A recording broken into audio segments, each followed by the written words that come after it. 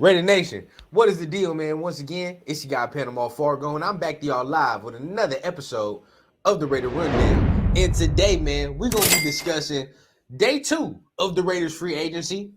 Very quiet day, but going to be discussing why I think it's very quiet. So without further ado, let's go ahead, let's get into the intro, and let's get the show cracking.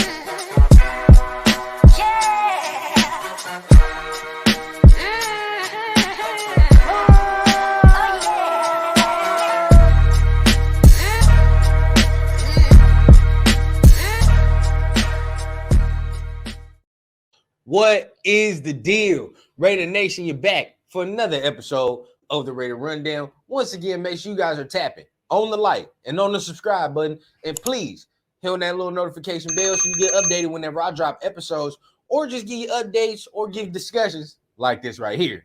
So without further ado, we're going to be discussing day 2 of free agency and why I believe that the Raiders are very quiet on day 2. So as you can see, some transactions did go off the board today. Some trades happened. Deontay Johnson went over to the Panthers. Okay, Patrick Queen off the board. He now goes to the Steelers. I thought he signed with the Seahawks. Misinformation, I guess. But he goes over to the Steelers, right? You see Danielle Hunter. He goes to the Texans. So a lot of transactions happening, but a lot of talent still on the board, right? A lot of talent still on the board. And if you're really looking at what the Raiders still need to add as far as roster moves, there's still some guys that shouldn't be re-signed, right? And there's some guys still on the market that I think we can maybe replace and end up, getting some upgrades. Now, you talk about guys that we, did lose. We lost Amik Robertson to Detroit. So shout out to Amik, man. Much love to everything he's done. And I know I've talked here on the show on the past to say maybe you could not re-sign Amik and let him test the market. But doesn't take away from the fact that he always was all effort, all heart when he was playing here, bro. So much love to Amik Robertson and everything that he was doing here, man. And sucks to see somebody homegrown leave. But at the end of the day, we got some guys in the wings, like Jacorian Bennett. What will he be? Will he slot into that role? So there's a lot of things. But I think the Raiders are still in the market for a veteran cornerback. I think that's the way to go. Once again, I've stated multiple times, right? Like, I don't think the Raiders should be in the market for a cornerback in the draft. I don't think that at pick 13, this is something that we should be doing. I don't. I think it's too high for us.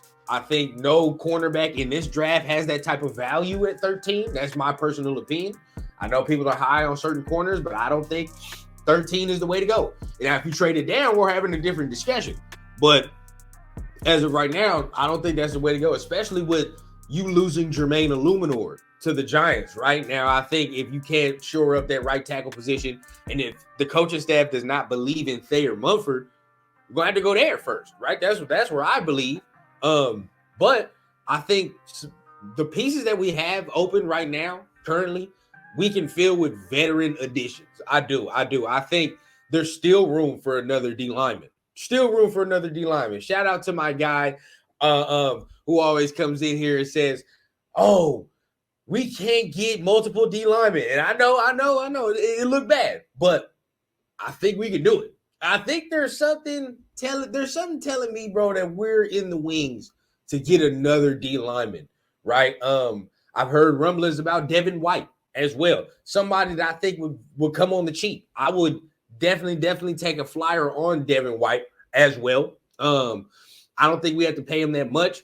I think if AP can get out of Devin White what he got out of Robert Spillane, we're going to be set, right? We're going to look like a very, very nasty defense. I still think there's room to sign one more D lineman, like I've said, Eric Armstead. And if we can add another veteran cornerback, I think we are going to be in a very, very good position moving forward. Now, the things that are scaring me right, that we got to talk about. No really guard market for us. I don't think we're in a position right now to spend top flight money on a guard anymore. You saw the type of money that they were getting yesterday, so it's like we're probably out of that market. So now you're probably looking at the draft. How you going to address that hole, the whole right side of the line, really? Like, how are you going to address that?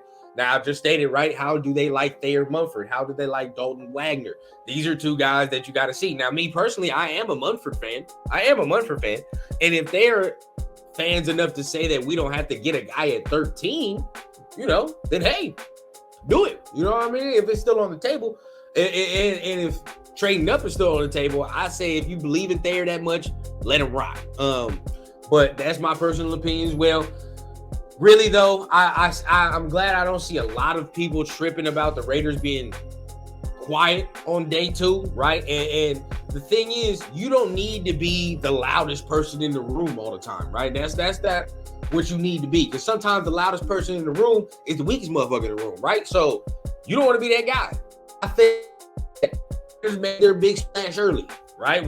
By getting Christian Wilkins. We wanted that. We needed that, right? So you made that big splash. Boom. You re-signed some of the guys that you wanted to keep. I know somebody's going to come under here. Josh Jacobs. There has to be give and take on both sides, bro. There has to be give and take on both sides. All right? He has to want to come back for a certain price, and we cannot budge at certain prices, right? It's foolish if we do. So, you look at there, but I think we don't have to be the loudest in the room. We don't have to make a big splash every single day, right? I think it's about making the smart play and making the smart move. If you watch Hondo Carpenter, like I watch Hondo Carpenter, right? You get to sitting and seeing like the Raiders are still in play. There's obviously a trade that's being talked about, right? What would they be trading, right? That's the whole big thing. What is the trade going to consist of? Is it going to come to fruition? What offers do they even have on the table to certain free agents that we don't even know about, right? Like they might have offers already out there, and certain free agents are just mulling it over, right? They're just mulling it over. They're trying to figure out if this is something that they want to do. I expect the Raiders to be very, very heavy players come tomorrow on Wednesday, right? I expect them to be some heavy players. I expect there to be some signings. I expect them to go ahead and continue to round out the roster. Now, I'm not saying it's going to be superstar signings, right? But if you got a guy like Fuller from the Commanders, and he can round out the cornerback room, I like that. Over there's guys like Tre'Davious White who are available still. Once again, Devin White, that's a guy that's available. Are you going to secure that? You can swing for the fences and say, you know what, bro, let's just go ahead and get Arik Armstead. You know what I mean? Let's do that. Because can y'all just dream with me for a second and imagine a D-line with Max Crosby, Arik Armstead, Christian Wilkins, Malcolm Kuntz, Tyree Wilson? Do I need to go on, bro?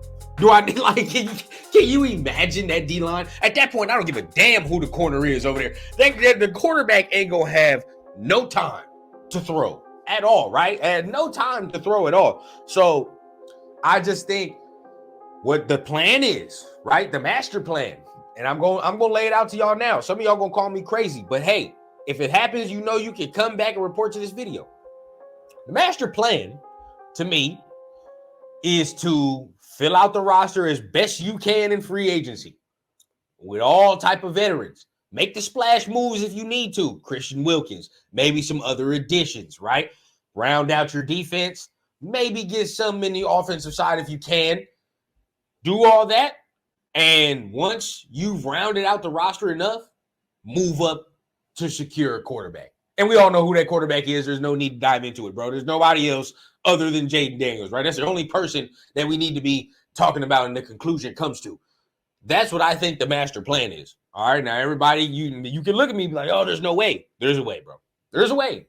And I know some of you were talking about acquiring Justin Fields. Now, think about this. Why would you acquire Justin Fields when you can just let Chicago keep him and let them squirm, right? Let them be like, oh, bro, we can't get rid of him, and ultimately have to keep him. Because guess what? If they have to keep him, then what, right? What happens? What happens? We'll see. I just think you got to hold out hope, bro. But I do think that's the master plan, at least plan A. Now, obviously, we can move and switch to plan B, C, whatever the case. But I think plan A is still in effect.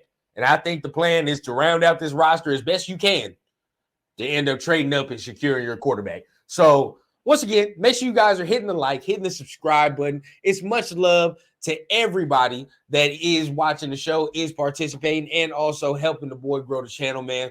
I remember where I was last offseason to now. It's a crazy, crazy, crazy jump, but we are going to go grow and get even better as we continue. So once again, hit the like, hit the subscribe button, and y'all know I keep it authentic from the clouds to the ground on the Raider Rundown. I need a bad bitch with an accent, serving in peace, still taxing. Just got tapped for the young Cash App, moonwalking like a young Mike Jackson. Yeah, shots to the head, ride clean and still fuck feds. Realest nigga and it's on my kids, so who the fuck gon' wanna test me, bitch?